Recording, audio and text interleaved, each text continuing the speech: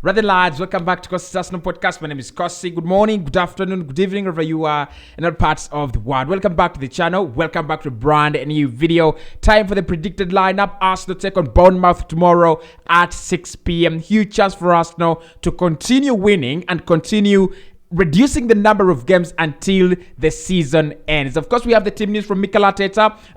It's going to be Edin Ketia who's going to be out. Jorginho is back, fully fit as well. Thomas Partey is back, fully fit. The rest of the team is okay. I think it's only Eddie who is out for some time. And Mikel Arteta doesn't know when he comes back, but that is not a massive problem because we have Trossard, we have Emile Smith-Rowe, we have Martinelli, and we have Saka right back in. Hit the like button for me, subscribe to the podcast as well. Let's give our final predictions for the game. Let's get our final predictions for the game in the comment box below.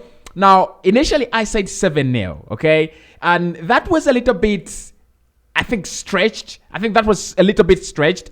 I'm going to go Arsenal 4, Bournemouth 1. All right. I think we will replicate that result that Man City actually picked up against Bournemouth. And then it will be all right if we can score 4 against them. They score 1 against us. It's absolutely all right. So I'm going to go for Arsenal 1 in favor of Brentford. 4-1, sorry. For Arsenal 4, Brentford 1. Sorry, Bournemouth. Why do I call them Brentford? They're not even as good as Brentford. So let me know in the comment box below if you agree with my prediction. Earlier I said 7-0, but that is stretched. So I'm going with a 4-1 victory for Arsenal at the Emirates Stadium. So what is the starting lineup that we are probably going to see tomorrow from Mikel Arteta, and how does it look? This is what we will see, right? So in goal, it's gonna be definitely Aaron Ramsdale. Is one of those goalkeepers that have actually been nominated in the awards for goalkeeper of the month in February, or save of the month in February. That Leon Bailey save was purely expensive. And actually, look, we've gone in a 3-game run, winning games, but if Ramsdale, this is more like the ripple effect. And of course, if you want to watch the ripple effect, you can watch James Alcott's channel. Very, very brilliant channel in terms of sports. You can also watch it. He has the program called The Ripple Effect, okay? So if you want to watch the ripple, if you look at Ramsdale and that save, if you want to create a ripple effect, the ripple effect means that Arsenal do not concede a 3rd goal against Aston Villa, and then we score a 3rd and a 4th in that game and we win it. We gain confidence to beat Leicester and beat Everton as well, and then go on a 3-game run, only wins. Okay, but the other ripple effect would be Ramsdale doesn't save that, it goes into the back of the net, Arsenal lose that game. Probably we lose the confidence to beat Leicester, who have also been flying at home recently, and it's game over for us in terms of the the title. So Ramsdale has done a big job in terms of keeping Arsenal in the title. That was $1 million save. I've looked at a couple of other goalkeepers in February that have done well. I think Ramsdale should win save of the month, in my opinion. But of course, let me know if you agree with me in the comment box below. Now, this is a game where I don't think Ramsdale will have a lot to do. It's not going to be one of those games where he's going to have to make 3 or 4 saves to win the game. It's going to be, can you just keep a clean sheet? It's going to be very similar to Everton, very similar to Leicester City. You will have a few threats on goal, but as a good goalkeeper, you can keep them out and keep another clean sheet 3 in a row. Now, moving on to the next player, I think at centre back, I don't really have a problem with our centre back pairing, and I think this is one of the games where they can have, a rest, in my opinion. Not being out of the lineup, but it's a game where they won't be disturbed a lot. So Gabriel alongside William Saliba, right? But of course, I do have a couple of, I do have a couple of things to talk about Saliba and Gabriel for this game. And number 1 is going to be Dominic Solanke. So with Dominic Solanke, at times he plays Dominic Solanke there. At times he plays Philip Billing, and at times he plays Kiefer Moore. But I think Moore is the deadly one, and I don't know how he plays big games and plays Dominic Solanke over Kiefer Moore, because I feel like Moore is the very, very dangerous striker of the two, of Solanke and Moore. So whether it is Moore that Bournemouth play tomorrow or Dominic Solanke, That is going to be the pivot of their game. They will try to suck the pressure, absorb the pressure, and then release whatever they're gonna do, either long balls or long passes into Dominic Solanke. So they'll be looking for that player who can hold the ball for them, be like kind of a target man, so that when he receives the ball, he waits for support and they bring on the numbers. Now, that is one thing we cannot allow to happen in this game. If you want Bournemouth to give you problems, allow Dominic Solanke, Kiefer Moore to get on the ball and wait for support. That is a huge mistake. So the role, I think, will be for Saliba to keep out Dominic Solanke and Kiefer Moore. Dominic Solanke or Kiefer Moore in that game. And then if Gabriel Magalhaes always does what he's supposed to do, when it's always the counter attack, it's time for him. He always picks up those runners that are trying to cause the secondary problems. All right. So I think we will be right. It will be all right. Gabriel, Saliba, I don't think they will be exposed in this game unless otherwise. But this is a game where I think they will be very, very comfortable. To be honest. Okay.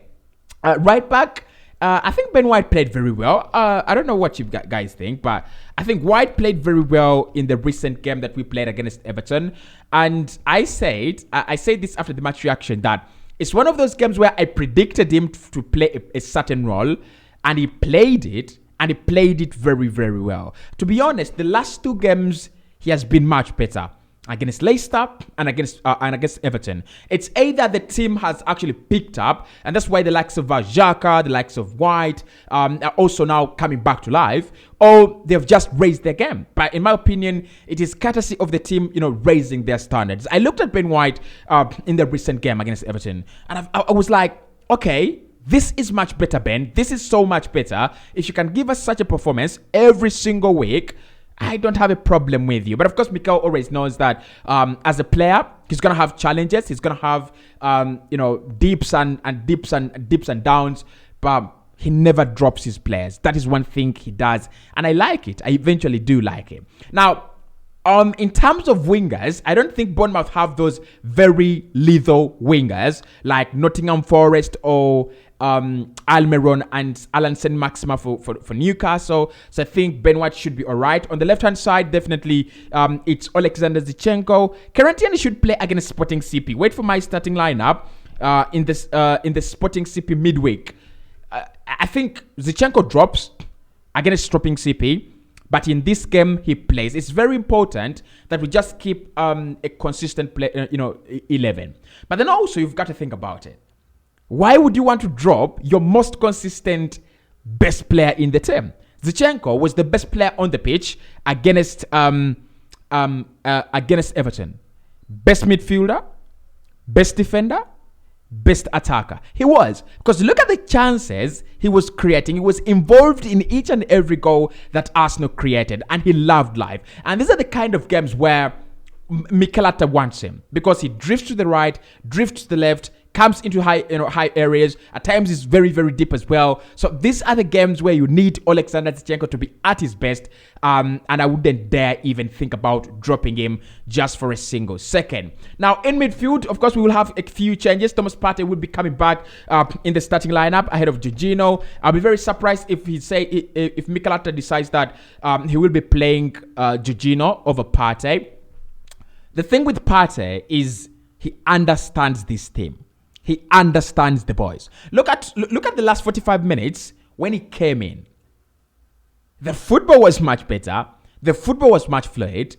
And although we always say Jorginho this and Jorginho that Thomas Partey guy is a real player. Like, he's a real midfielder. It just allows us to do so many things on the ball. The players like Martin Odegaard and Xhaka and on Alexander Zinchenko are free. They have that license to go into deeper areas, high areas of the pitch, create all sorts of problems for the opponent, because they know at the back of their mind there is a gatekeeper. Just imagine you have Saliba, you have Gabriel and White covering you in a back three shape, and then you have Thomas Partey, who easily either intercepts play when the opponent is in transition, or drops back in. And I think that's going to be his role in this game, because Bournemouth are a little bit physical, more physical than Everton probably, or almost at the same level. And they will try to make it difficult for us in midfield. They'll be physical. They'll be bullies. They will try to, clamp our players down, kick our players, and all that. So that's where you need Thomas Partey for physicality, strength, and energy in the midfield as well. But of course, his brains as well. You look at the pass he was trying to pick out for Edin Ketia. How did Edin Ketia not convert that? Is the question probably, but I think Partey is the better option in this game. Okay, alongside is Granit Xhaka, who's not had a very, very good game. And I won't play Xhaka in this game, to be honest. Let's go with Fabio Vieira, right? Let's go with Fabio Vieira. And I'm going to explain myself. I'm really, really going to explain myself. So let's go with Fabio Vieira, 22 years of age, Arsenal midfielder. If you're brought in a player like Fabio Vieira, and it's the same thing with Trossard, okay? And you have a left midfielder in Xhaka that is not performing at his optimum level, why not give him a break? I'm not saying drop Xhaka. I'm not saying drop Xhaka. I'm saying, why not give him a break? Look, the games, he's played so many games and he's going to play more games. And instead of tiring him down, he's no longer giving you the quality that you deserve or the quality that you know he can provide. Just give him a rest. Just give him a game off. Right? Fabio Vieira can play there. Emile Smith-Rowe can play as well. And Xhaka can have some, minutes of rest. Actually, I think Xhaka will be more important in the Sporting CP game than in the Bournemouth game. So play Fabio Vieira in this game. Vieira is creative. Vieira is fluid, mobile as well. And I think he's got that cheeky little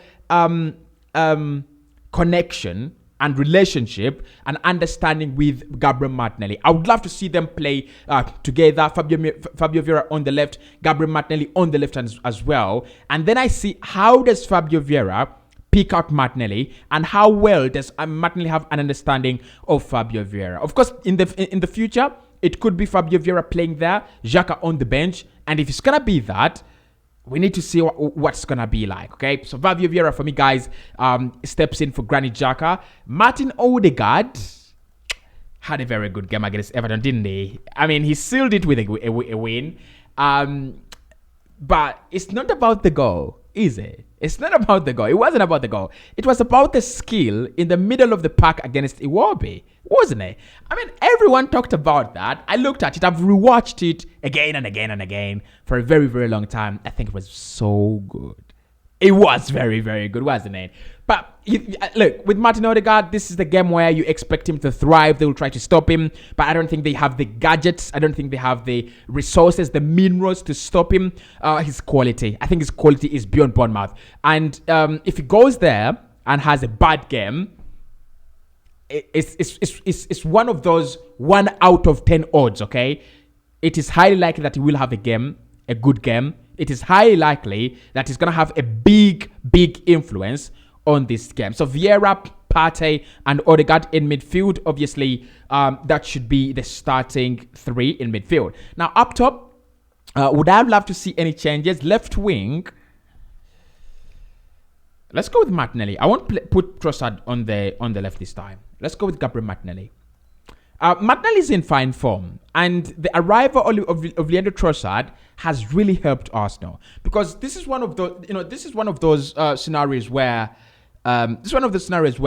Martinelli has looked at himself on the bench, looked at Leandro Trossard, and he said, if I don't get my game up right away, I'm gonna have problems. If I don't switch my game right up at this moment, I'm really, really going to have problems. I'm going to lose my starting position to Leandro Trossard. And Martinelli right now knows that he either performs at a high level or he competes with Smith-Rowe and Leandro Trossard. Smith-Rowe is a quality player. And the fact that he's homegrown, the fact that he's English, that just makes it worse, okay? With Leandro Trossard, he's Belgium, probably. He's 28. This experience, of course, really, really matters. But I think Gabriel Martinelli has been very good in the last 3 games. He just needs to continue doing that on and on and on. Right wing, it is Bukayo Saka. I don't think I would ever think about making any changes on the right wing. Saka has been phenomenal for Arsenal. Absolutely phenomenal. I hope I get that one right, okay? There we are. So he's been phenomenal. He's one of our best players. The goal he scored against Everton. Oh my God. That was a cracker, wasn't it? That was a cracker. Like, gets one. And you know what's funny there is he receives that ball on the left foot. So he receives the ball with the left foot.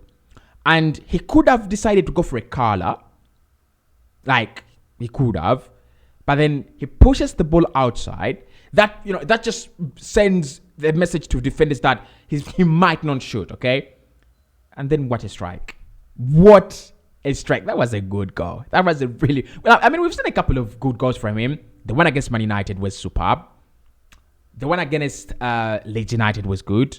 That Everton goal was good. The one against Aston Villa was superb as well. So we've seen a few good ones from Saka, haven't we? But that was good. That was really, really good. And again, this is a game where I expect him to increase his tally. He might go to 20 goal contributions in the Premier League. Come on, Saka. Let's go, Saka. Let's go. He might go to 20 goal contributions in the Premier League. And I think that is one of the things that he will be looking to do this season. Actually, in that game. I think he can make it to 30, Saka. I think he can go 30 goal contributions for Arsenal this season in the Premier League. Like, he can. Martinelli as well. Martinelli has around 14. I think Martinelli can make it to 20, like 6 more goal contributions until the end of the season. No pressure. As long as we win, there's no pressure on the boys. And finally, Leandro Trossard, who has actually revolutionized and reinvented this role in at Arsenal ever since we lost Gabriel Jesus. I think Eddie is a good player. My problem with Eddie is he doesn't have that other option that a player like Leandro Trossard gives you. Trossard can drift to the left, drift to the right, do all those beautiful things. That's my problem with Eddie Nketiah. If he can be that mobile, if you can create that mobility for the team so that Gabriel Martinelli can get into the goal-scoring position, so that Saka can get into the goal-scoring positions, it would be mad. Like, it would be mad helpful, all right? Hit the like button, subscribe to the podcast as well. Which changes would you make to the starting lineup that I've actually come up with? Because this is the final 11. Ramsdale, Zinchenko, Gabriel, Saliba, White, Partey, Odegaard, Vieira, Martinelli, Trossard, and Bukayo Saka, star boy. I'll speak to you right in the next one.